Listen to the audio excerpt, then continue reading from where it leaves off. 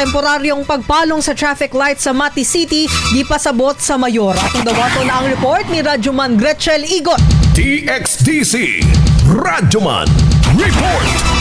Yes, Radyoman Abi, naningkamot sa pagpasabot sa mga residente sa Mati City si Mayor Mayo Almario bahin sa temporaryong pagpalong sa mga traffic light at taliwala sa nagpadayong krisis sa tibok Pilipinas.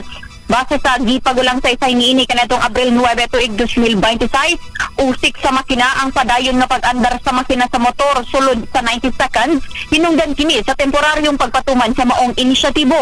Dugang sa mayor nga himuon lang ang maong interbensyon sulod sa usa ka semana ug obserbahan kung unsa ang mamahimong resulta sa mga motorista.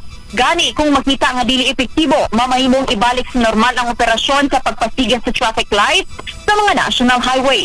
Kasama mo sa balita og serbisyo publiko, Radyoman Gretchen Igot, Tatak, RMN. Tatak RMN.